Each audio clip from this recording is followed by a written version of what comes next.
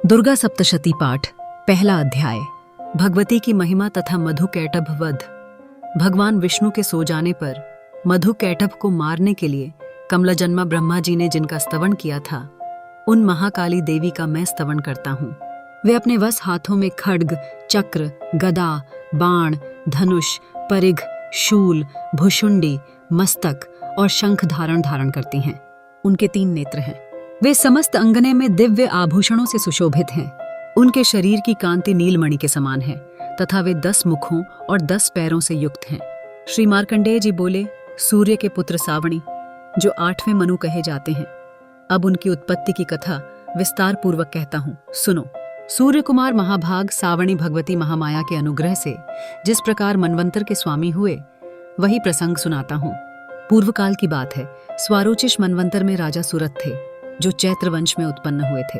उनका समस्त भूमंडल पर अधिकार था। वे प्रजा का अपने पुत्र पौत्रों की भांति धर्मपूर्वक पालन करते थे, तो भी उस समय कोला विध्वंसी नाम के क्षत्रिय उनके शत्रु हो गए। राजा सुरभ की दंड नीति बड़ी प्रबल थी। उनका शत्रुओं के साथ संग्राम हुआ। कोला विध्वंसी संख्या में कम थे, तो भी राजा सुरथ युद्ध में उनसे परास्त हो गए। तब वे युद्ध भूमि से अपने नगर को लौट आए और केवल अपने देश के राजा होकर रहने लगे। किंतु वहां भी उन प्रबल शत्रुओं ने उस समय महाभाग राजा सुरथ पर आक्रमण कर दिया। राजा का बल कम हो चुका था, इसलिए उनके दुष्ट, बलवान एवं दुरात्मा मंत्रियों ने वहां उनकी राजधानी में भी राजकीय सेना और खजाने को छीन लिया। राजा सुरथ का प्रभुत्व नष्ट हो चुका था, इसलिए वे शिकार खेलने के बहाने घोड़े पर सवार हो वहां से अकेले ही एक घने जंगल में चले गए। वहां उन्होंने मेघा मुनि का आश्रम देखा, जहां बहुत से हिंसक जीव अपनी स्वाभाविक हिंसा वृत्ति छोड़कर परम शांत भाव से रहते थे। मुनि के बहुत से शिष्य उस वन की शोभा बढ़ा रहे थे। वहां जाने पर मुनि ने उनका सत्कार किया और वे उन मुनिश्रेष्ठ के आश्रम पर इधर उधर विचरते हुए कुछ समय तक रहे। फिर ममता के वशीभूत होकर वहां इस प्रकार चिंता करने लगे, पूर्व काल में मेरे पूर्वजों ने जिसका पालन किया था, वही नगर आज मुझसे रहित है। पता नहीं मेरे दुराचारी भृत्यगण उसकी धर्मपूर्वक रक्षा करते हैं या नहीं। जो सदा मद की वर्षा करने वाला और शूरवीर था, वह मेरा प्रधान हाथी अब शत्रुओं के अधीन होकर न जाने किन भोगों को भोगता होगा। जो लोग मेरी कृपा, धन और भोजन पाने से सदा मेरे पीछे पीछे चलते थे, वे निश्चय ही अब दूसरे राजाओं का अनुसरण करते होंगे। उन अपव्ययी लोगों के द्वारा सदा खर्च होते रहने के कारण अत्यंत कष्ट से इकट्ठा किया हुआ मेरा वह खजाना खाली हो जाएगा। इस प्रकार से तथा और भी कई बातें राजा सुरथ निरंतर सोचते रहते थे। एक दिन उन्होंने वहां मेधा ऋषि के आश्रम के निकट एक वैश्य को देखा और उससे पूछा, भाई तुम कौन हो? तुम्हारे यहाँ आने का क्या प्रयोजन है? तुम क्यों शोकग्रस्त और खिन्न चित्त दिखाई देते हो?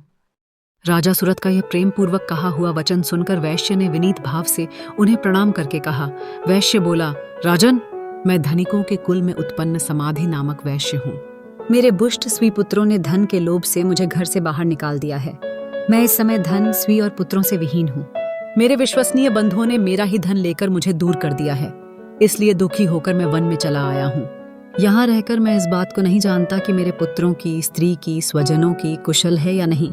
इस समय घर में वे कुशल से रहते हैं अथवा उन्हें कोई कष्ट है। वे मेरे पुत्र कैसे हैं? क्या वे सदाचारी हैं अथवा दुराचारी हो गए हैं? राजा ने पूछा, जिन लोभी स्त्री पुत्र आदि ने धन के कारण तुम्हें घर से निकाल दिया, उनके प्रति तुम्हारे चित्त में इतना स्नेह क्यों? वैश्य बोला, आप मेरे विषय में जो कहते हैं वह सब ठीक है, किंतु क्या करूं? मेरा मन निष्ठुरता धारण नहीं करता। जिन्होंने धन के लोभ में पड़कर पिता के प्रति स्नेह, पति के प्रति प्रेम तथा आत्मीय जनों के प्रति अनुराग को तिलांजलि की वे मुझे घर से निकाल दिया है, उन्हीं के प्रति मेरे हृदय में इतना स्नेह है। हाँ मते, गुणहीन बंधुओं के प्रति भी जो मेरा चित्त इस प्रकार प्रेम मग्न हो रहा है, यह क्या है? इस बात को मैं जानकर भी नहीं जान पाता। उनके लिए मैं दीर्घ श्वास ले रहा हूँ और मेरा हृदय अत्यंत दुखित हो रहा है। उन लोगों में मेरे प्रति प्रेम का सर्वथा अभाव है, तो भी उनके लिए मेरा मन निष्ठुर नहीं हो पाता। इसके लिए क्या करूं? श्री मार्कंडेय जी बोले, ब्राह्मण। तदनंतर राजाओं में श्रेष्ठ सुरथ और वह समाधि नामक वैश्य दोनों साथ साथ मेधा मुनि की सेवा में उपस्थित हुए और उनके साथ यथा योग्य न्यायानुकूल विनय पूर्वक व्यवहार करके बैठ गए। तत्पश्चात वैश्य और राजा ने वार्तालाप आरंभ किया। राजा ने कहा, भगवान, मैं आपसे एक बात पूछना चाहता हूँ, उसे बताइए। मेरा चित्त अपने अधीन न होने के कारण यह बात मेरे मन को बहुत दुख देती है।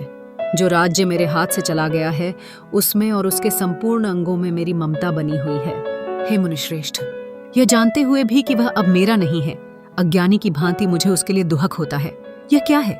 इधर यह वैश्य की भांति होकर आया है। इसके पुत्र, स्त्री और नौकरों ने इसे छोड़ दिया है। स्वजनों ने भी इसका त्याग कर दिया है, तो भी यह उनके प्रति अत्यंत स्नेह रखता है। इस प्रकार यह तथा मैं दोनों बहुत दुखी हैं। जिसमें प्रत्यक्ष बोझ देखा गया है, उस विषय के लिए भी हमारे मन में ममता जनित आकर्षण पैदा हो रहा है। महाभाग, हम दोनों समझदार हैं, तो भी हम में जो मोह पैदा हुआ है, यह क्या है? विवेक शून्य पुरुष की भांति मुझ में और इसमें भी यह मूर्खता प्रत्यक्ष दिखाई देती है। ऋषि बोले, महाभाग, विषय मार्ग का ज्ञान सब जीवों को है। इसी प्रकार विषय भी सबके लिए अलग अलग हैं। कुछ प्राणी दिन में नहीं देखते और जसरे रात में नहीं देखते, तथा काठ ये थे हैं जो दिन और रात्रि में भी समान रूपराव में यो दिन का पट से ही देखते हैं। यह ठीक है कि मनुष्य समझदार होते हैं, किंतु केवल वे ही ऐसे नहीं होते। पशु, पक्षी और मृग आवे सभी प्राणी समझदार होते हैं। मनुष्यों की समझ भी वैसी ही होती है जैसी उन मृग और पक्षियों की होती है। जैसी मनुष्य की समझ होती है, वैसी ही उन मृग, पक्षी आदि की होती है। यह तथा अन्य बातें भी प्रायः दोनों में समान ही हैं। समझ होने पर ही इन पक्षियों को तो देखो, ये स्वयं भूख से पीड़ित होते हुए भी मोहवश बच्चों की चोंच में कितने चाव से अन्न के दाने डाल रहे हैं।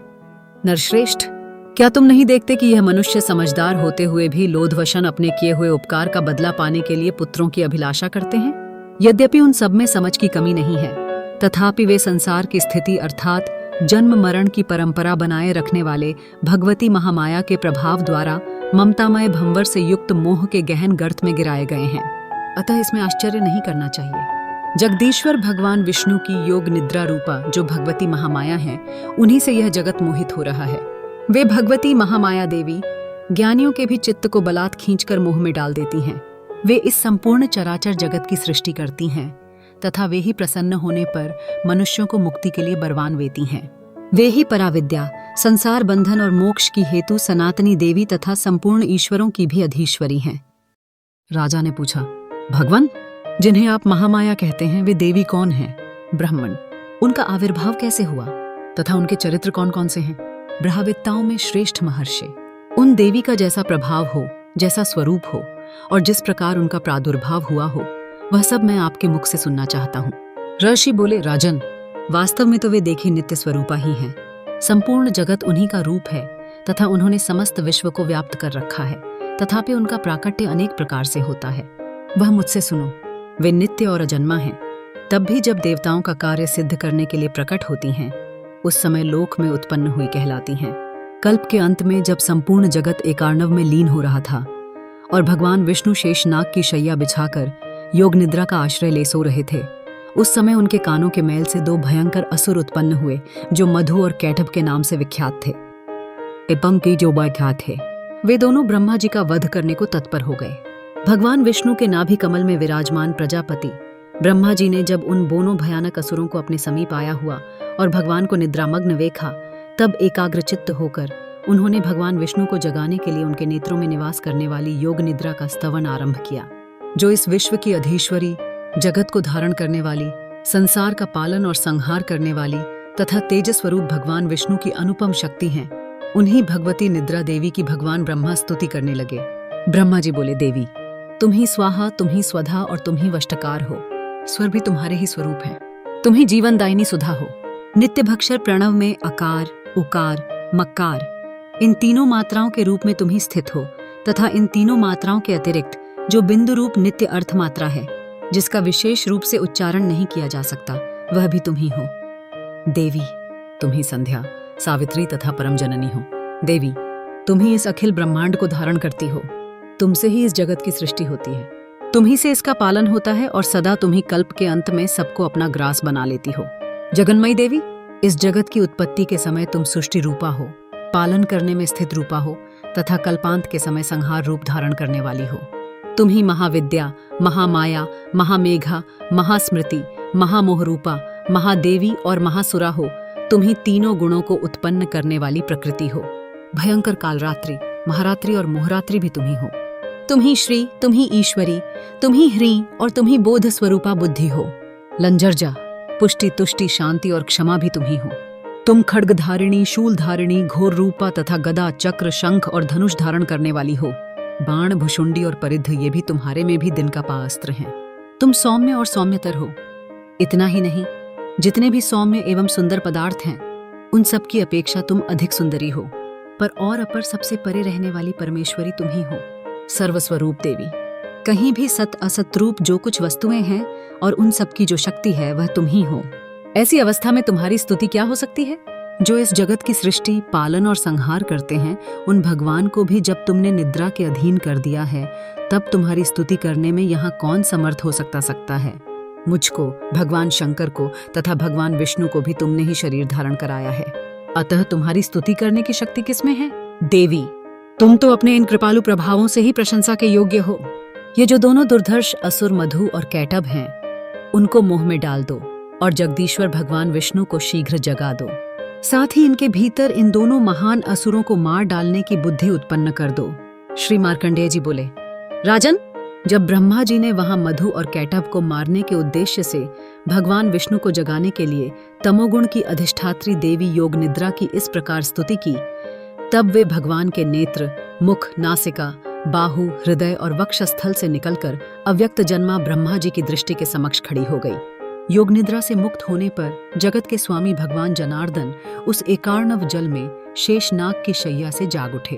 फिर उन्होंने उन दोनों असुरों को देखा। वे दुरात्मा मधु और कैटभ अत्यंत बलवान और पराक्रमी थे और क्रोध से लाल आंखें किए विष्णु जी को खा जाने के लिए उद्योग कर रहे थे। तब भगवान श्रीहरि ने उठकर उन दोनों के साथ 5000 वर्षों तक केवल बाहु युद्ध किया। वे दोनों भी अत्यंत बल के कारण उन्मत्त हो रहे थे। इधर महामाया ने भी उन्हें मोह में डाल रखा था। इसलिए वे भगवान विष्णु से कहने लगे, हम तुम्हारी वीरता से संतुष्ट हैं, तुम हमसे कोई वर मांगो। श्री भगवान बोले, यदि तुम दोनों मुझ पर प्रसन्न हो तो अब मेरे हाथ से मारे जाओ। बस इतना सा ही मैंने वर मांगा है, यहाँ अन्य किसी वर से क्या लेना है। इस प्रकार छल्ले जाने पर जब उन्होंने संपूर्ण जगत में जल ही जल देखा, तब कमल नयन भगवान से कहा, जहाँ पृथ्वी जल में डूबी हुई न हो, जहाँ सूखा स्थान हो, वहीं हमारा वध करो। श्री मार्कंडेय जी बोले, तब तथास्तु कहकर शंख, चक्र और गवा धारण करने वाले भगवान ने उन दोनों के मस्तक अपनी जांघ पर रखकर चक्र से काट डाले। इस प्रकार ये देवी महामाया ब्रह्मा जी की स्तुति करने पर स्वयं प्रकट हुई थीं। अब तुमसे उनके प्रभाव का पुनः वर्णन करता हूँ, सुनो। जय माता दी।